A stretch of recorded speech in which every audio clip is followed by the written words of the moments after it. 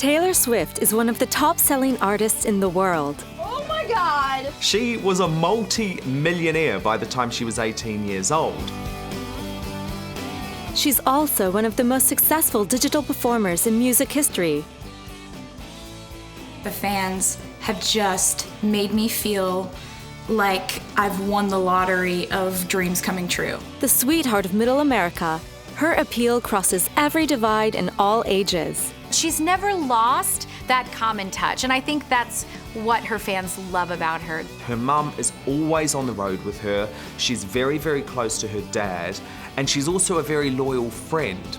Taylor's now one of the wealthiest celebrities in show business, with earnings of over $50 million. She's one of the only artists I can think of who has put her personal life so obviously into her music. The lyrics to her song are like reading her personal diary. Those personal diaries reveal some amazing stories about love and romance, even with some of Hollywood's leading men. She disses and dishes.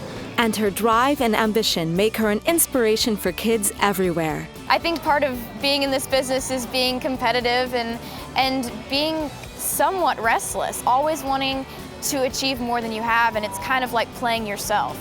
You know, you want to beat what you've already done. Taylor Swift is quite simply a superstar of her generation and undisputed princess of the country pop scene. This is her incredible story.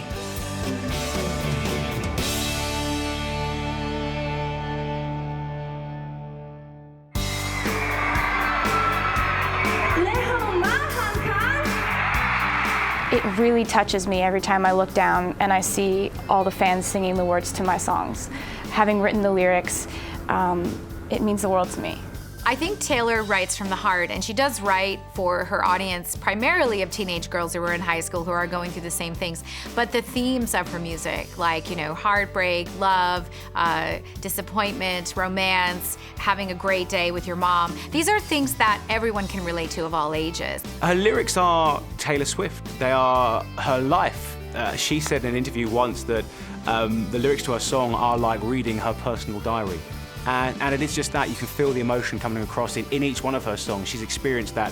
And again, it comes back down to the relatability of such a big fan base as well. They love her because of that, because they can relate to what she's been through. Despite still being in her early 20s, Taylor has had no shortage on the boyfriend front, even dating some of Hollywood's leading men. Look, she is undoubtedly now one of the most eligible stars in Hollywood, and she has had so many high-profile, I say relationships, but they've never quite got to that stage. They've been at the dating stage, but look, you know, Jake Gyllenhaal, Joe Jonas, of course, John Mayer, even Zac Efron, one of the most eligible men in Hollywood, and Cord Overstreet, who's one of the stars of Glee. You know, you hear it on the new album, Speak Now. There's Dear John song. You know, she was dating John Mayer about a very, you know, egocentric guy, and, you know, she disses and dishes.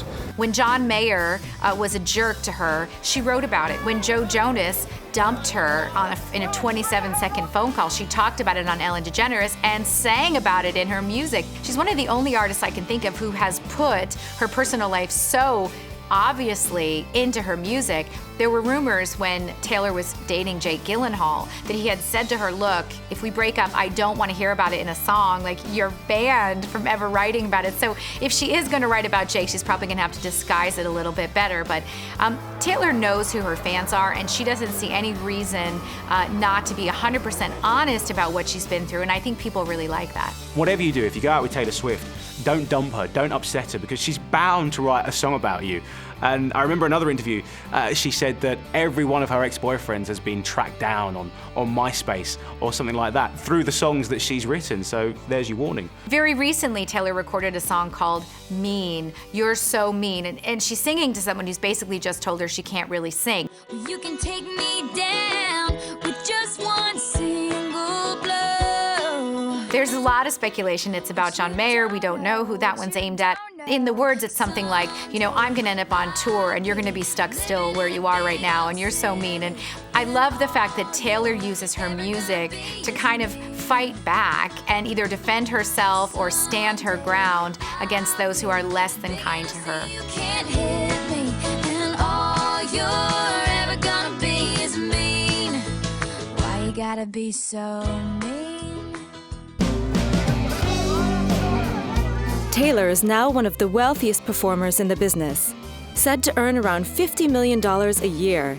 Her recent concert at Madison Square Garden sold out immediately. I'm just so excited. I cannot believe all the sellouts. Like, when I get a call like that, when they're like, oh, by the way, the tour sold out Madison Square Garden in a minute. I don't know how to react to that other than to just start jumping up and down and screaming. She was a multi-millionaire by the time she was 18 years old. And actually, that screws a lot of people up. It screws a lot of young stars up.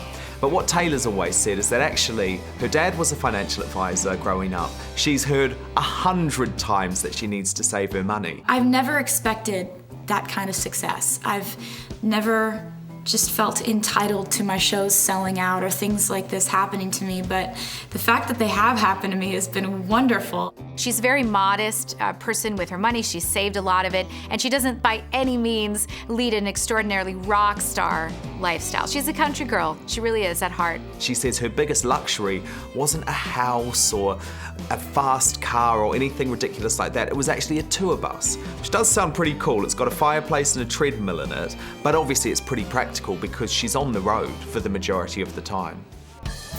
So how did it all begin for Taylor Swift? And what kind of background did she have? Well, Taylor Swift, known as America's sweetheart, really did have very much an idyllic American childhood. I mean, she grew up on a Christmas tree farm, for heaven's sake, in rural Pennsylvania with a very close family unit. Her dad's a stockbroker. She has one brother, Austin. Very close with her family. Taylor has said repeatedly her mom is her best friend. So this is a very close family unit. Very caring, loving family. And actually, incredibly, her mum and dad weren't really into music either. You might be thinking, where did she get her talent for music from? Because obviously dad's stockbroker, mum housewife. Her gran was an opera singer, so I think that's where it all started from. Taylor soon emerged as something of a musical prodigy. Taylor has said herself that at the age of 4, her parents would take her to see Disney movies, and she would come back and know the soundtrack verbatim, be able to sing every song word for word. I know Disney films are addictive, but that's some talent right there just to be able to remember that. In fact, she said it really freaked her parents out. But, you know, I think from an early age, Taylor knew where her passion and her ability lay, and she was not going to miss out on that. Taylor was a child prodigy. There is no other way to put it. She was so immensely talented from such a young age, and it wasn't just music either. I mean, she wrote poetry, for example, this incredible poem called Monster in My Closet when she was 9. And actually, just a couple of years later, she even wrote a 350-page novel, which remains unpublished to this day. She was auditioning for the theatre productions, and then she went to perform on Broadway as well. Her grandmother had been involved in opera, so there was some musical genes in the family. But she seemed to know at a pretty young age that that's what she wanted to do or wanted to try. Her talent was just incredible for someone of her age. This is someone who was very much kind of a child prodigy, kind of a genius really, from the very beginning. And I think her parents did everything they could to encourage that and simply not get in her way. By the age of 12, she could play a 12-string guitar, but not many people actually know that she started to learn guitar at a younger age, and she only really started when a computer repairman came around and showed her a few chords on the guitar. She fell in love with it straight away, and, well, as you say, by the age of 12, she was playing 12-string guitar. It's some talent right there. Taylor says her early songwriting helped ease her pain at not fitting in at school. She talks about when she was in school that she really felt like she was one of the losers. That, you know, she was not the cheerleader, she was not part of the in crowd. She wasn't the, you know, the mathlete or the athlete. She was kind of a tall, lanky girl with frizzy hair who liked nothing better than to sit with her notebooks and write songs. She's really, I think, kept in touch with that, of knowing kind of a little what it's like to be an outsider. The thing is, American high schools are notoriously tough, especially if you're someone who has quite a big talent, which Taylor has. That has also informed a lot of her songwriting. I mean, you see lots of sort of subtle digs at kind of the popular girls. Taylor has been quite open actually about how she was bullied at school. She didn't want to be one of those girls who would go out, sneak some naughty alcoholic drinks and party hard into the night. That was never her thing. Her preference was always to be firstly in her bedroom writing songs, secondly spending time with her family, and then as her music talent developed actually, she wanted to be out singing at music festivals and that sort of thing. So as a result, she never really fit in at school, and some of her most powerful songs have actually come from talking about that time, like 15 for example.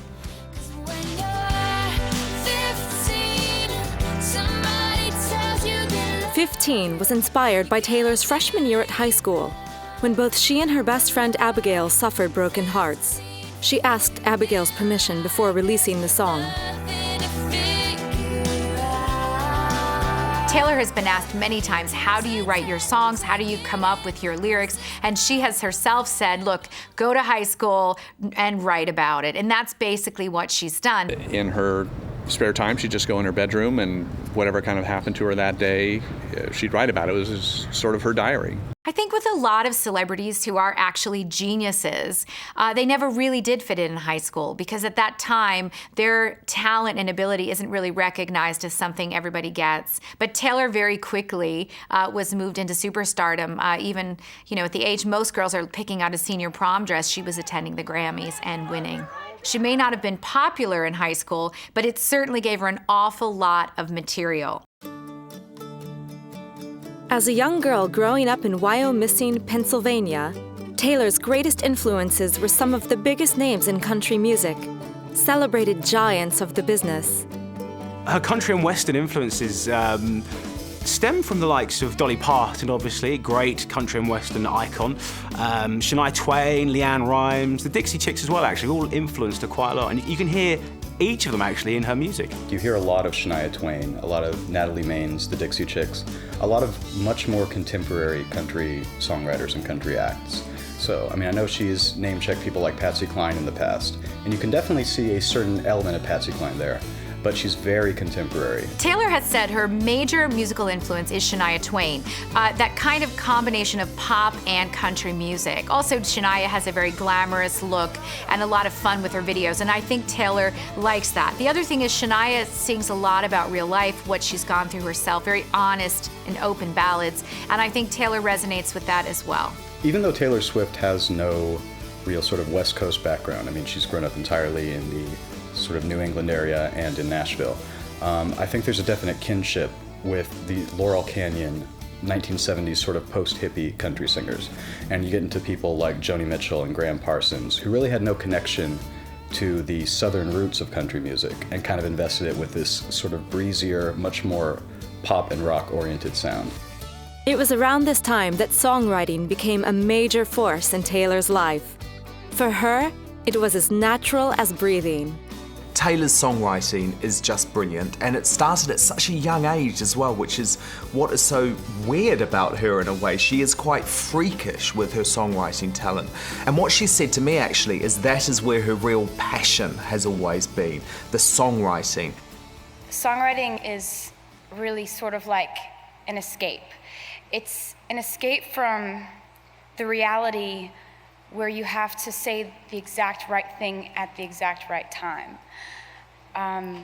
Because for me, a lot of my songs are confessions of love, or confessions of sadness, or confessions of loneliness or frustration. And I'm not excellent at saying those things in the right moment when they happen in real life. But I can say it in a song. Taylor has always said to me her songwriting is like almost writing a teenage diary. It's where she put all of her emotion in, it's where she told her stories, it's where she, I guess, got through school bullying as well, because she always just was able to come home from school and write these incredible songs. You have to remember, Taylor Swift is a tremendous songwriter. She has written more than 200 songs in her very short lifetime. She wrote all the songs on her last 2 albums, and I think what the appeal of Taylor Swift, in addition to her voice, in addition to her image, is the fact that she really is singing from the heart about what she knows. Taylor refused to let anything stand in the way of her dream. From a very early age, Taylor clearly had the family wrapped around her little finger because she persuaded her parents to take her for long drives into New York, to audition for off-Broadway shows, and even take her every month down to Nashville so she could try and meet with agents and recording artists and songwriters. And this was from the age of like 11 or 12. She had persuaded them to do this.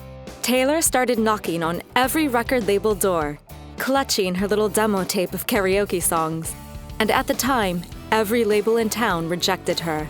She would walk down the street in Nashville, and she would go from door to door, knocking on the doors and go, "Hi, I'm Taylor, I write songs. Would you give me a deal?" For the most part, she would meet a secretary and maybe leave one of her tapes, and went back home and nothing happened. But she started getting her name out there. Most 11-year-olds are what? Chilling out with mates, having fun, watching TV, not thinking about their career or their passion, but Taylor knew what she wanted to do. She knew she wanted to be in music. By the time she was 14, she had persuaded the family to move kit and caboodle to a modest suburb near Nashville. Ultimately, Taylor actually convinced her parents to pick up sticks out of Pennsylvania and move to Nashville when she was only a teenager, because she was so determined and had such a strong belief in herself that she was in fact going to be a star. Really, it was at that point when the entire family realized that this was probably going to be their full-time life for a couple of years. But what it shows as well is just that incredible faith that her parents had in Taylor's talent. They believed in her. They were never pushy. This was always driven by Taylor, not them. But they knew that it was a risk that was worth taking. I spent that entire time trying to get a record deal, and actually moved to Nashville when I was 13, and it didn't get a record deal right away. Taylor has a sign in her tour bus that says never ever give up, and I think that really does kind of epitomize who she is and what she believes today. You don't get to be a multi-million pounds recording artist like Taylor is at the age of 21 without that kind of belief. I think from the very beginning, despite getting turned down in Nashville month after month after month, Taylor never gave up, her parents never gave up on her, and really it paid off. I signed a publishing deal and became a staff songwriter at Sony ATV Publishing. And so I would write every single day after school because it was a job, I was a paid songwriter when I was 14. So I wrote songs in Nashville for 2.5 years. At 14 years old, she's there writing songs and interacting with other songwriters and learning the craft and really finding out how you put a song together. What makes a hit, what doesn't make a hit, and she gets lots of experience doing this. My most ultimate heroes were the songwriters of Nashville. The people who wrote the hooks that got stuck in your head, those were the people that I wanted to meet. And so when I got a publishing deal, that gave me an excuse to write songs with those people every day and try to meet as many of them as I could and learn as many things as I could. It was sort of like I had this double life where I got to go to school during the day, and then my mom would pick me up from school and I'd go downtown and write songs at night. At age 15, Taylor was presented with what most artists would basically dream of, which was an artist development deal at RCA, and she turned it down. I think they were absolutely astounded that this little 15-year-old said no. The deal as it was that they would kind of take her on, see what she produced, and then ultimately make a decision. And Taylor said it was like a guy that wants to date you but doesn't want to be your boyfriend. She didn't want that at all, so she decided to leave RCA. At the age of 15, she didn't want it, so she dumped that record deal. She didn't like the fact that they wanted her to sing other people's songs, and she didn't feel like they really completely backed her. RCA's argument was that at 15 she was just too young. But Taylor made the decision to leave, and actually not being with a major record company has been one of the most important parts of her career. She had a vision of what she wanted her music to sound like, and she would tell me that she hears this stuff in her head. And so the challenge is then to go into the studio and translate into the real world what she's hearing in her head. It was around this time that Taylor captured the attention of record label owner Scott Borchetta. She was just doing a little performance at the Bluebird Cafe, which is a local songwriting venue in Nashville where a lot of country performers would go and sing. And Scott Borchetta, who was a local record executive, but a man on the rise, definitely, he spotted her, signed her almost instantly. Scott Borchetta said, okay, I want you to do your songs, and I'll let you be involved in the process. Which at the time, she was 16 at this point. It's a big gamble. What he allowed her to do was always have full control of her music. So he was a real nurturing force. He believed in her. He always has believed in her. But unlike her former record company, RCA, he didn't say, look, can't you sing this other person's song? Can't you dress up a little bit like this? He was always prepared to basically fulfill Taylor's vision. But without Scott, Taylor would never have had that incredible success. I'm sure it wasn't lost on him that there wasn't really anybody who was singing directly to this audience. A teenage audience wasn't a big part of country music at that point. And she tapped into this. With the release of her first single, Tim McGraw, Taylor finally found the yellow brick road to fame that she had been so desperately seeking. And a star was born. Scott Borchetta, he then guided Taylor's career, and it was not long before she actually released her first single in 2006 on his label, Big Machine Records. The song was called Tim McGraw. Taylor had written it when she was very young, and Tim McGraw is obviously a country music icon. It was a very clever piece of marketing, whether it was intentional or not. Who knows on Taylor Swift's part, but Tim McGraw, obviously massive star, idol in the country and western world. Taylor had a crush on him when she was at school, so to release this song, the country and western guys instantly picked up on it. The fans absolutely loved it and fell in love with Taylor Swift. It sped up the country music charts, so she was already marked at that stage as a real country star on the rise. But what was incredible is that with that first single, Taylor managed to cross over onto the pop charts almost instantly. And people thought, actually, this is someone who could potentially be the next Shania Twain, what's known as a crossover artist, a country star that can still have mainstream hits on the Billboard charts. And what's so incredible is that happened right from single one, when Taylor was still so young, still a teenager. Here's a sharp kid. She writes a song that name drops one of the biggest country stars, and she gets airplay on that song. Tim McGraw went on to be an international mega hit, and you just think this is a young girl in her school bedroom, no help, and look at what happened. Her debut album, called simply Taylor Swift, was released in 2006. Well, I think what was so extraordinary about Taylor's first album is that there were so many hits on the album, and as one song would go straight to #1, another one was coming out. Her first album just kept selling, and they kept having more hit singles off it, which was a surprise, I mean, especially with the debut album. One of those hit singles was called Teardrops on My Guitar, and it came straight from Taylor's heart.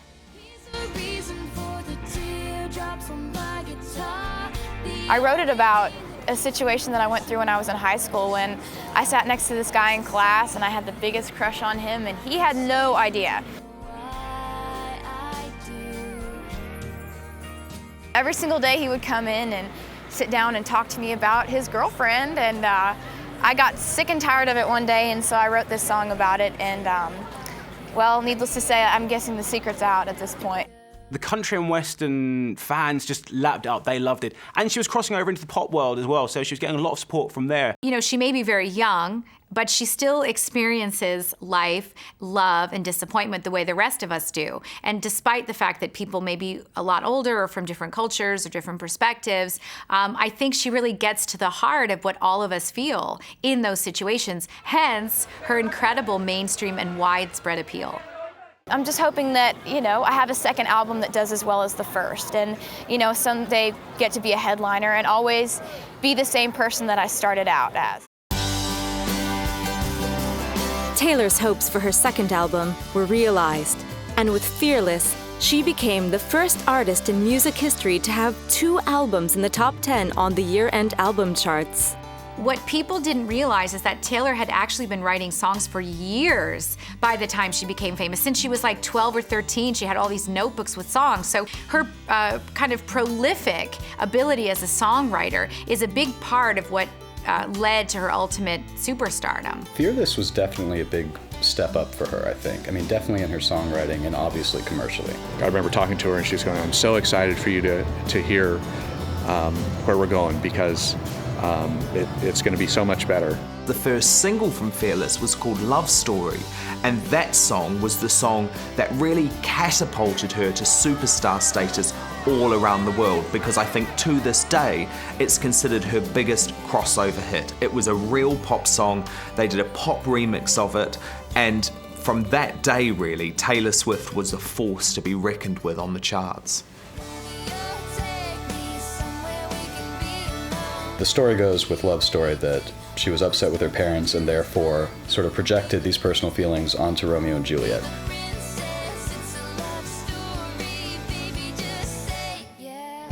After this whole blow up with her parents, she runs into her room and writes this song and said, at that moment, I completely identified with everything about Romeo and Juliet, except the part where they both die. So why can't it have a happy ending? And she gave it a happy ending and had a great ending for her because it turned into a huge hit. The songs that she wrote or co-wrote for Fearless are as good as anything made by seasoned Nashville pros. I mean, there's a just undeniable pop mastery there at work. For this record, she co-produced it, too, got co-producing credit with Nathan Chapman, who had produced the first one, showing that she's really the creative force behind all elements of the music that she's making. All but 2 of the songs on Fearless were released as singles. And I can't remember the last time, I mean, maybe Thriller, was the last album I could think of where not just song sales, but just every song, people know every song. In 2007, Taylor lost out to Amy Winehouse in the Grammy Award for Best New Artist. But incredibly, by 2008, she'd become the biggest-selling performer in America, winning 4 Grammy Awards, including Album of the Year.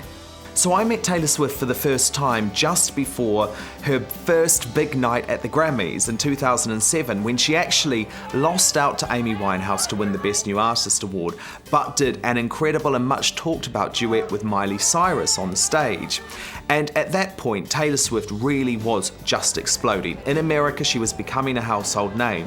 But what I loved about her from the first moment I met her was firstly how down to earth she was. She has her mum on the road with her all the time. She loves eating frozen yogurts. It's really the simple things that get her excited. And she just had her head so screwed on. She knew exactly what she was talking about. She wasn't prepared to go down the route of Britney Spears and do sexy shoots and take her clothes off. It was just so obvious to me that she knew exactly what she wanted to be as an artist. At the 44th Annual Academy of Country Music Awards, Taylor also picked up the Album of the Year honors as a performer and producer on Fearless, proving herself the youngest ever artist in history to win the award. Before it came out, we got together and she, insisted on playing some things for me, and, she had her iPod there and she's zipping through and go, okay, you got to hear this one, and so I got a preview of it and was impressed by the amount of growth that I heard from, 2 years before. Musically, she had certainly grown in 2 short years. And amazingly, she was still only 19. I never imagined that the unattainable thing that I had always held in my mind and my imagination would happen to me at 19. I couldn't be more grateful, but I love a challenge. And right now the challenge is to find that next challenge. But as Taylor admits herself, she couldn't have achieved all her success without the help of the team behind her. Honestly, I owe so much of that Entertainer of the Year award to the people who set up that stage every night, and the people behind the scenes who are taking calls and sending emails and know how to work a fax machine. Those people are going to be the ones that I spend time with tonight and jump up and down and hug nonstop. Taylor's family has always been an incredible support to her, and she has a particularly strong bond with her mother, Andrea. She has one song called The Best Day, and it's about a day she spent with her mom and just, you know, the time they spent together, and she took her out of school and they just hung out together. And the stuff that she talks about is very simple, but it's stuff that everyone can relate to. There are so many people that deserve to be thanked for this, but I'm just gonna thank one, and that's the person that used to love to go to lunch with her friends and cook dinner for her family and sleep in her bed every night. And she gave that all away and left it all behind to go on the road with her 16-year-old daughter. And then she was sleeping in rental cars and in airplanes with her mouth hanging wide open because she was so tired. And so, Mom, thank you so much. I love you. This is for you. Along the way, Big Machine Records has developed a marketing strategy for Taylor that has carefully mapped out her dazzling road to stardom. Scott Borchetta has always looked after things very carefully. He's done some really clever commercial deals as well. In 2008, they released an exclusive EP via Walmart, obviously a massive retailer in America. When you sign an exclusive with Walmart, you get displays in the store, your album, your cardboard cutout is put out. She was doing, I think she did a closed-circuit TV performance where that was shown only in Walmart. So if you wanted to see this thing and you're a Taylor Swift fan, you had to go down to your Walmart store and watch this. As sure-footed as her marketing strategy has been, Taylor's perfectly groomed girl next door image has also been carefully nurtured. The antithesis of raunchier rivals like Rihanna and Christina Aguilera, her softer American sweetheart look has really paid off. One of the things that she says a lot is, you're never gonna see her coming out of a nightclub, you're never gonna see her drunk. She's very much America's sweetheart and she intends to stay there. I think for me, I just really try to concentrate on the fact that everybody is waiting for you to mess up. You know, you have to kind of embrace that. I don't like to drink out of glasses that aren't marked. I drink out of like water bottles, or if I'm drinking Diet Coke, I make sure it's in a bottle. Taylor herself has said that she always thinks about, you know, in regards to going clubbing, the 6-year-old fan who's at the concert with her mom the day after, and what is she going to think about her if she sees those pictures. Taylor takes that very seriously, and hence a lot of people want Taylor associated with their brand because of the fact that she is such a squeaky clean pop star. People will completely jump all over you for the littlest things, and unfortunately the mistakes that people make in everyday life are blown out of proportion because this is the lifestyle that I chose. But you know what? I'm lucky to be able to live this lifestyle, so I can adapt to change, you know? I first met her in Nashville after she had just turned 17. This was a teenager who was happy to sound like a teenager. We'd had the Britneys and Christina Aguileras and performers like that where everybody's trying to move beyond their years. And she was happy being in the years that she was living in, and it sounded very believable. In this day and age of pop star porn, it's very refreshing to see a very alternative image in what we see in Taylor Swift. This clean-cut image has earned her fans all over the globe, fans of all ages. The Taylor Swift fans are everyone. I mean, they really cross any sort of categories you can put them into. I mean, when you look at just the amount of records she's sold of all 3 of her albums, no one sells records in those quantities anymore. Everyone talks about the music business becoming more and more fragmented and that you just have certain audiences who buy certain records. If you have those fragments, none of those fragments can sell as many records as Taylor Swift has. So obviously she's crossing any category you can find, really. Taylor is very committed to her fans. She loves her fans, and she doesn't make a distinction between her friends and her fans, as she has said. She stands around in shopping malls with endless amounts of time, seemingly, to talk to them, to listen to them, to take pictures. She's known for this. When I was a little kid and I would see singers on TV playing concerts or music videos and stuff, I would always think to myself, if I was ever lucky enough by some crazy chance I could ever do that, I would want to sign autographs all day, every day for anybody who wanted one. And I'd want to take pictures with everybody. And you know, I wanted to say thank you for all the stuff that they've done for me, you know. They've made my life really fun. I think, as Taylor herself has said, she was in high school, just like everybody else. She just had a slightly better job, a slightly different senior prom. I think her senior prom night, she was actually at the Grammys, receiving an award. So a little bit of a different experience, but she's never lost that common touch. And I think that's what her fans love about her. They can relate to her, and they feel like she still kind of understands where they're coming from. We're all having a really good time today, and they're all telling me really sweet stories, and look at all the bracelets that all the girls have given me today. This is just today, and I don't know, this has been one of the coolest days I can remember. In America, she is America's sweetheart, I suppose. The songs she comes out with, the lyrics she writes are very emotional, very personal, and because of that, everyone can relate to them, and you get fans through that, being something real, as Taylor Swift is. Taylor's worldwide popularity was crystallized when she became one of the most successful artists in download music history. Taylor Swift has sold an awful lot of music. In fact, in addition to all of her albums, she is one of the top downloaded artists of all time. I think her songs are very catchy and also have the advantage of appearing in a lot of movie soundtracks and TV shows like Grey's Anatomy, which appeal to a very broad fan base. There's nothing offensive or extreme about any of Taylor's music, so I think it really does kind of appeal to a mainstream. Taylor Swift or someone in her camp just seems to have the Midas touch. When it comes to the marketing and getting her music out there, the Walmart thing was genius to start with. And then, of course, downloading, getting bigger and bigger and bigger. It's how most people get their music now. Love Story was the most downloaded, paid-for song in history from someone so young. It's incredible.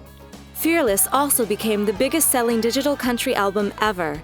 Her first album, Taylor Swift, is currently in second place. In 2008, Taylor played with Def Leppard at a show in Nashville, and the combination of her country-style rock and Leppard's heavy metal sound created a huge stir in the music world.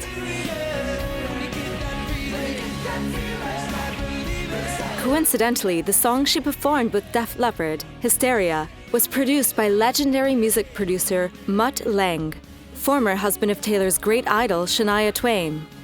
The collaboration also thrilled Taylor's mother, Andrea. I think it did seem to a lot of people like an odd couple pairing, but again, for her, this was her mother's favorite group, and of course her mom is going to say, absolutely, you can do this project, and it made sense to her. She's born a Def Leppard fan because of her parents, and so she's not our music. She could crawl. I think she saw herself as one day being, an arena headliner, and that's what Def Leppard was all about. It was about going out there and playing to lots of people, getting them to stand up, cheer, and sing along with your catchy choruses. We just saw it as a great opportunity to do something just different. Taylor's unique style of country rock has crossed every divide and explains her tremendous popularity on the contemporary music scene. I live in Nashville, I sing country music, and the fact that people outside of this genre have accepted me, it just makes my days more sunny, and I'm so happy about it. The country pop crossover had been building and building for a long time, but I think there's something about her that just crystallized it, because she looks like she could be a pop star in any genre. I mean, the way she looks, the way she presents herself, and just sort of her knack for a pop hook. Those things are universal. I absolutely love the pop crossover stuff. It's really fun for me. I love hearing different takes on my music and hearing different genres and different formats, listening and adding my songs. It's just something that I'm very thankful for. Well, Taylor has described her music herself as country-tinged pop, very much along the lines of her own personal hero, Shania Twain. I think Taylor has very much transcended the country western market, and a lot of people don't even think of her as a country western singer, but think of her instead as a pop star. The fact that she's managed to appeal to very different, disparate groups says a lot about who Taylor Swift really is.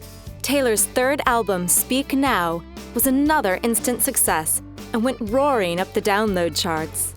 One of the things that's impressive about her latest album, Speak Now, is how well it did. There was a lot of anticipation, and how would this go over? Would she be able to, sustain these incredible sales that she's had before. Well, first week she sold more than 1 million copies, which had not been done since Lil Wayne put a record out, and hers actually sold more than his, sold more than any album since 50 Cent 5.5 years ago, when a lot of things were very different in the record business. And proving her global popularity, Scott Borchetta and Big Machine Records recently surprised Taylor with some breathtaking figures.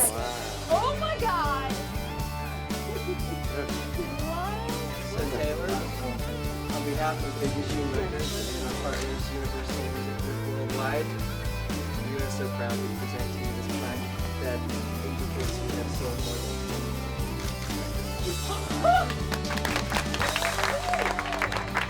The number 20 million to me is just such a high number that I never ever imagined that selling that many records could happen to me, because it's something that happens to you. You know, you make an album and it could either sell 20 copies or 20 million. You make an album, it could either go platinum or it could sell 12 copies, and it's up to the fans to decide what the certification of a record is. So it's something that's just happened to me, and I'm so happy that it did. Taylor's romances with boys has led to some of her finest songs. It's going great, actually. I've been writing it for the last 2 years, so this summer it's all about just the finishing touches and getting in there in the studio and like recording the last couple of songs. What are you writing about? Thanks, you guys. What do you think? Boys in Love. One of her tracks, Forever and Always, is said to have been inspired by her romance with a member of America's best-known boy band.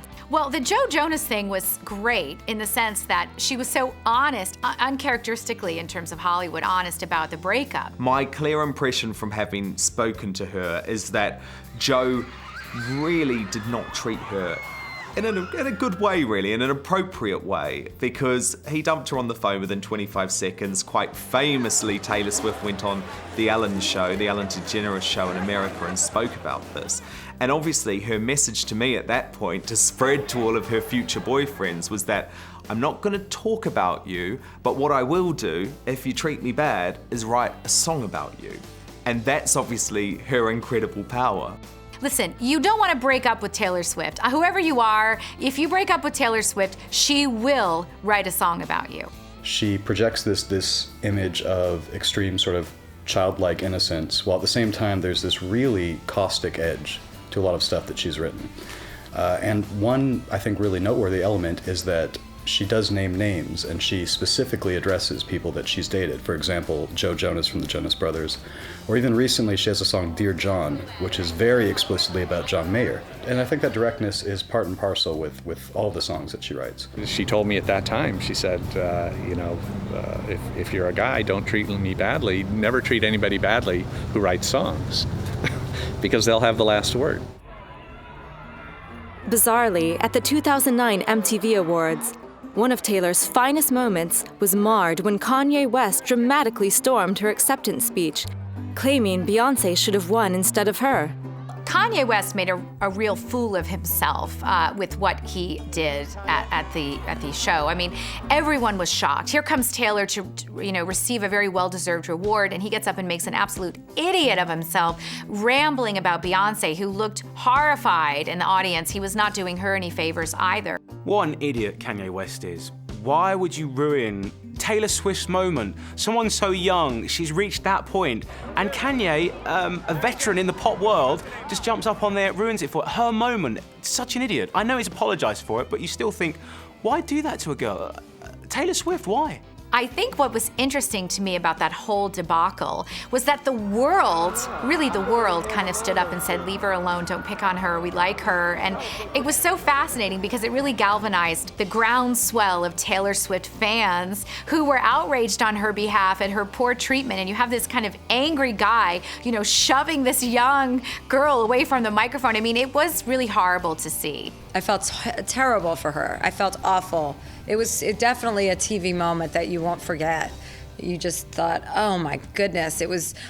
People were so mad. Taylor herself was very gracious about the whole thing. She loves to snark back, but she didn't really in this case. She was very gracious. She never really criticized Kanye, who basically went into hiding after the incident because he had embarrassed himself so badly and ended up apologizing profusely on Twitter for really offending not just Taylor, but really a lot of her fans. Her reaction to that was as America's sweetheart should have been. She was a lady about it. She didn't get upset. She didn't throw a tantrum. She's very aware of her image. And at the end of the day, Kanye West was the one that made a fool of himself, and she was quite happy to just let him have that limelight and not get involved in it. She does project an air of confidence and just poise, but there's a certain fragility too, which I think is also key to her appeal. I mean, with the Kanye West incident, everyone sort of wanted to hug her after that.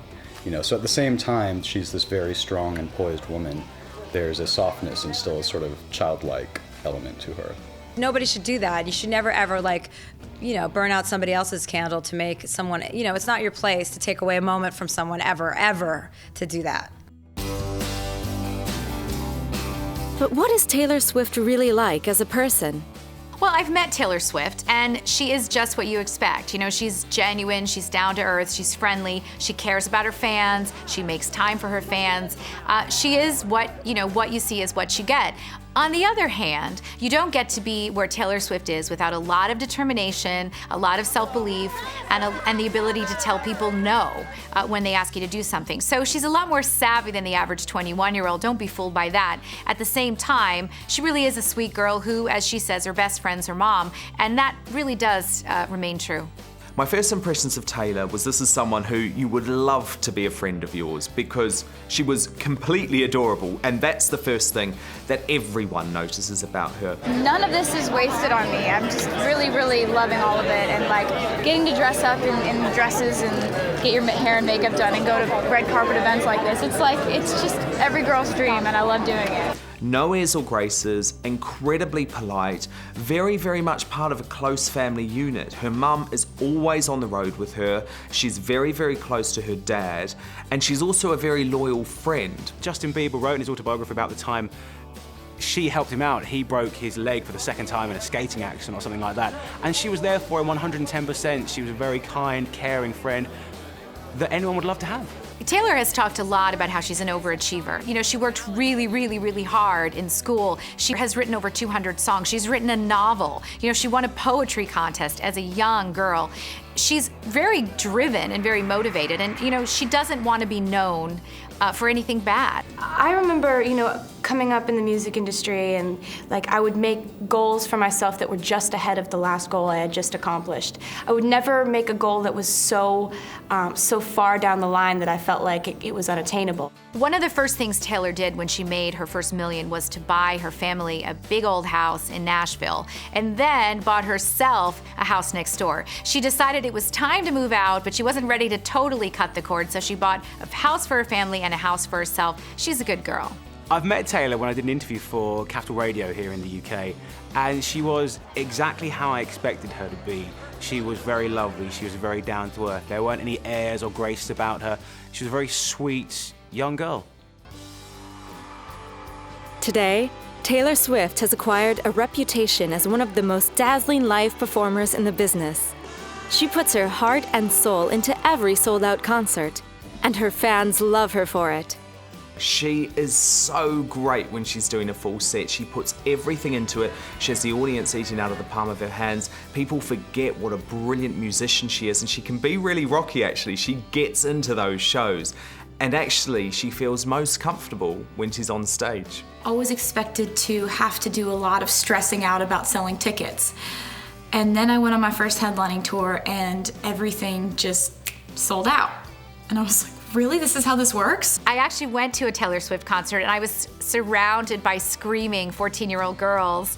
And I have to say, despite the fact that I'm probably a little old to be a fan, it was a fantastic evening. She has a great amount of enthusiasm. She's a natural performer. She loves her fans, and I think she obviously sings from the heart. And I think that resonates with people of all ages. The fans have just absolutely made me feel like I've won the lottery of dreams coming true.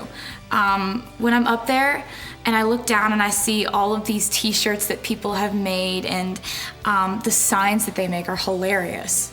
Taylor has said, you know, the dream of her life, what drove her all the way through her childhood, was the idea of being on stage and having people in the audience singing every word of her song back to her. And she said recently that that started to happen, where she sings and she hears the audience singing everything with her. It means a lot to her. That was her dream, and that was the focus of all those lonely years trying to make it in Nashville that kept her going. My favorite performance that I've done on an award show is definitely the Rain performance that I did on the ACMs last year. You know, I thought of that performance when I was in middle school, sitting in class. You know, a lot of the ideas that I've gotten to live out on this tour are from me being in school, just thinking, hey, you know, what would I do if I ever got to perform on an award show? Probably is never gonna happen, but what would I do if I ever got the chance?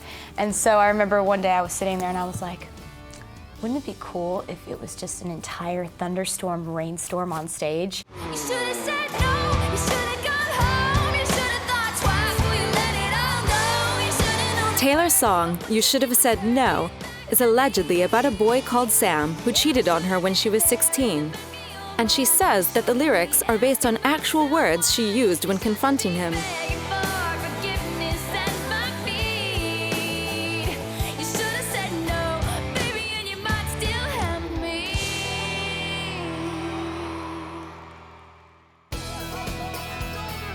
Never one to rest on her laurels, Taylor has now turned her attention to the acting world, landing a role in the highly popular TV series Hannah Montana and the acclaimed motion picture Valentine's Day, co-starring alongside big movie stars like Jessica Alba, Jamie Foxx, and Julia Roberts.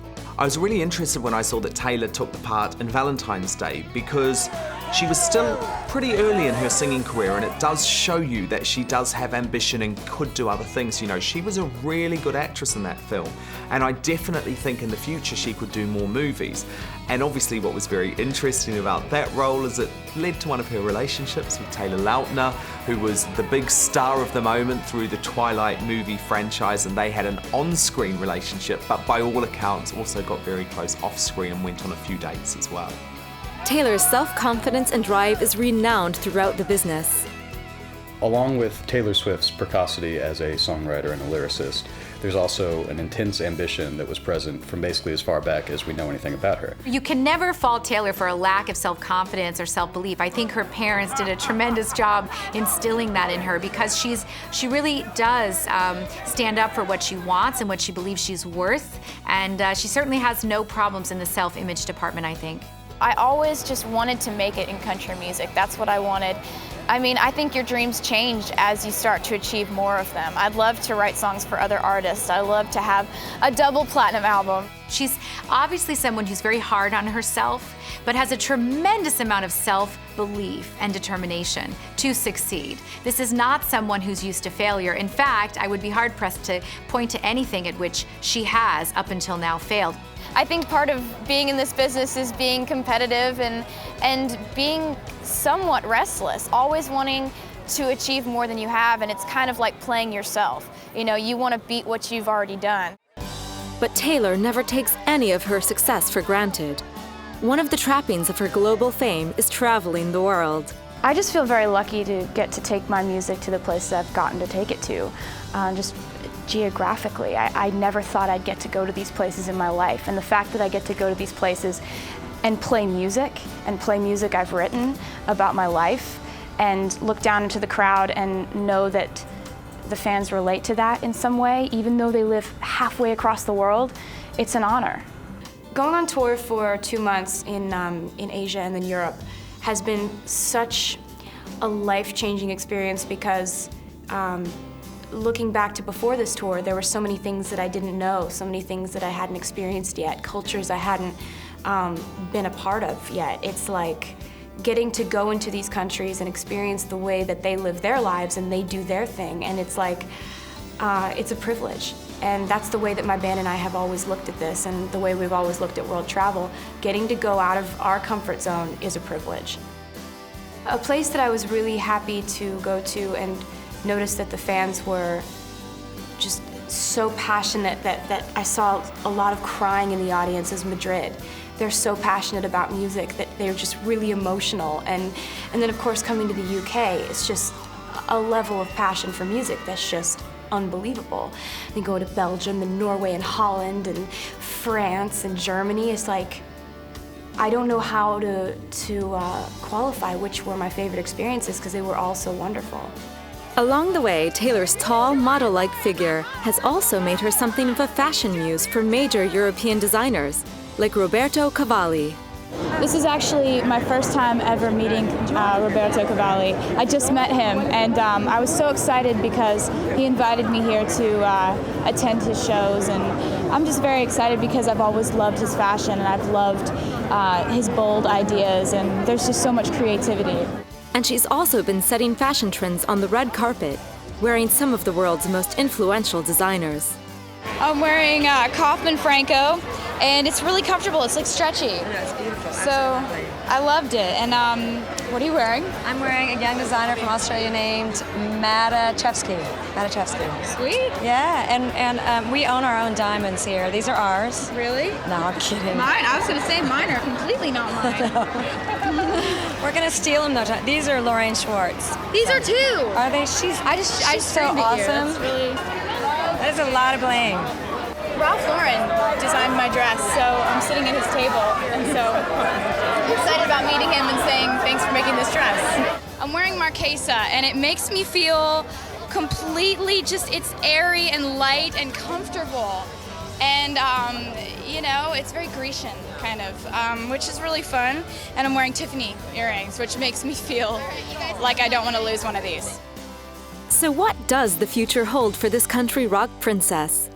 Most agree that it appears very bright for this talented young star.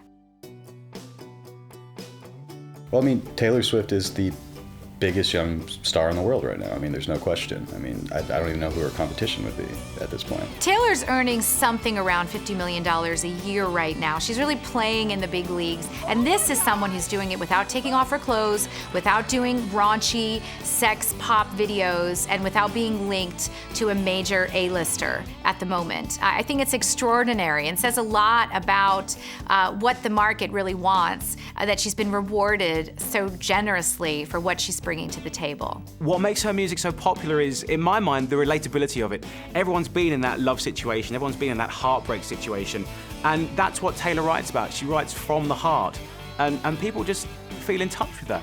Right now, Taylor Swift is pretty much in a category by herself, just in terms of record sales, in terms of global recognition, popularity. I mean, she's ubiquitous everywhere right now.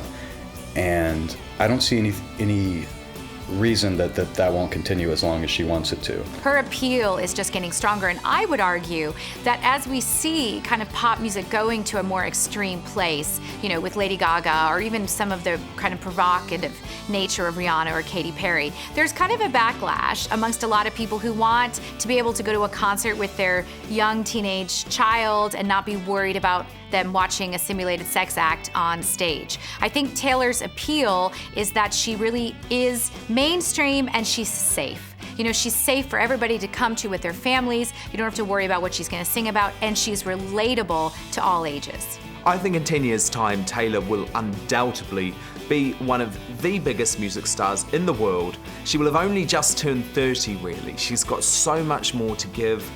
She's an incredible songwriter. Country music stars often have more sustainability than pop stars as well, if you look at someone like Faith Hill or even Reba McEntire. So in fact, Taylor Swift could be in the charts for another 3 or 4 decades. It'll be interesting to see what the years bring, but I think she's going to follow very much in the tracks of Beyonce, who married young and has had a very kind of safe and consistently kind of upstanding lifestyle. I think Taylor's very much going to go in that direction. What is there really to stop her? She's got a big fan base in the country and Western world. She's got a big fan base in the pop world, and if she keeps writing these songs that are emotional and from the heart, that's just going to carry on going and going and going. I think for a pop singer, unless you write your own music, it's a very short lifespan. But the fact that Taylor is only 21, she's such a baby. She has plenty of time in the industry, and she's such a great lyricist. I think her music may evolve, perhaps her image might evolve, but I think she'll very much still be on your iPod.